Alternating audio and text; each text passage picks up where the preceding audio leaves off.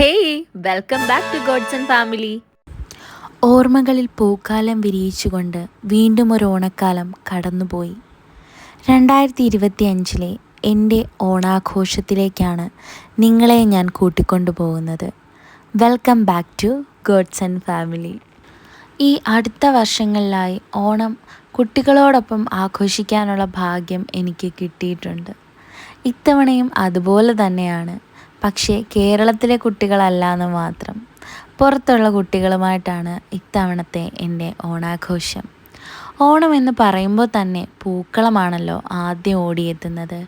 പൂക്കളം കോമ്പറ്റീഷൻ ഇല്ലാത്ത എന്താ ഓണമല്ലേ സ്കൂളിൽ. അപ്പോൾ ഇവിടെയും രാവിലെ തന്നെ അത്തപ്പൂക്കള മത്സരത്തോടു കൂടിയാണ് ഓണാഘോഷ പരിപാടികളുടെ തുടക്കം. കേരളത്തിൽ സാധാരണയായി ഓണ സമയത്താണല്ലേ അത്തപ്പൂക്കളം ഇടാറുള്ളത്. എന്നാൽ എല്ലാ ദിവസവും പൂക്കളം ഒരുക്കുന്ന ഒരു കൗതുകം കേരളത്തിലുണ്ട്.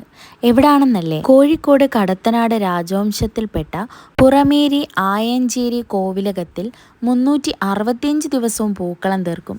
ഇതിന് പ്രത്യേകിച്ച് ഐതിഹ്യമൊന്നുമില്ല. ഒരുപക്ഷെ എല്ലാ ദിവസവും ഓണം പോലെ ആകണമെന്ന പൂർവികരുടെ ഒരു ആഗ്രഹമായിരിക്കാം അല്ലേ ഇത്. ദേ, നമ്മുടെ മഹാബലി റെഡി ആയിട്ടുണ്ട്. മഹാബലി ഇല്ലാത്ത എന്ത് ഓണാഘോഷം അല്ലേ. നമ്മൾ ഓണം കൊണ്ടാടുന്നത് തന്നെ മഹാബലിയുടെ ഓർമ്മയ്ക്കായിട്ടാണ്. മാവേലിയോടൊപ്പമുള്ള എൻ്റെ കുറച്ച് ഫോട്ടോഷൂട്ടും കാര്യങ്ങളൊക്കെയാണ് നിങ്ങളിപ്പോൾ കണ്ടുകൊണ്ടിരിക്കുന്നത്. ശരിക്കും മാവേലി ഞങ്ങൾ ഒരു അരമണിക്കൂറിലാണ് റെഡിയാക്കി എടുത്തത്. മഹാബലിക്കുള്ള ഓർണമെൻറ്റ്സും ഡ്രസ്സും ഒന്നും തന്നെ സമയത്ത് കിട്ടിയിട്ടുണ്ടായിരുന്നില്ല. പിന്നെ ഞങ്ങളുടെ കയ്യിലുള്ള ഓർണമെൻറ്റ്സും സാരിയൊക്കെ വെച്ചിട്ട് ഞങ്ങൾ അടിപൊളിയായിട്ട് മാവേലിയെ റെഡിയാക്കി. പിന്നെ ഇതേ മാവേലിയുടെ എൻട്രി, പുലികളി, അങ്ങനെ കുറച്ച് പ്രോഗ്രാംസും എല്ലാം ഉണ്ടായിരുന്നു. കുറച്ച് പാട്ടും ഡാൻസും ഒക്കെ ഉണ്ടായിരുന്നു. ഡാൻസിലെ മ്യൂസിക്കൊക്കെ ഇട്ട് എനിക്ക് നിങ്ങളെ കാണിക്കണമെന്നുണ്ട്. പക്ഷേ കോപ്പിറൈറ്റ് കാരണം എനിക്ക് അങ്ങനെ കാണിക്കാൻ കഴിയില്ല. എന്തായാലും ഉള്ള രീതിയിൽ നിങ്ങൾ കണ്ടോളൂ കേട്ടോ.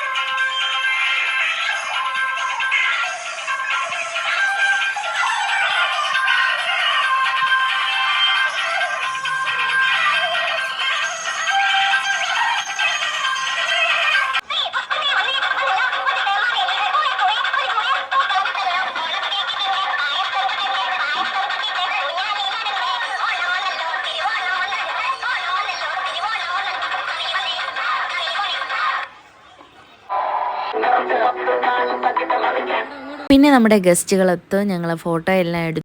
ഇനി എന്താ, എരിവ്, പുളിവ്, ഉപ്പ്, മധുരം, കയ്പ്, ചവർപ്പ് എന്നീ 6 രസങ്ങൾ ഒത്തുചേർന്ന സദ്യ. ഏകദേശം 2 ദിവസത്തോടുള്ള ടീച്ചേഴ്സിൻ്റെ കഷ്ടപ്പാടാണ് കേട്ടോ ഈ സദ്യ.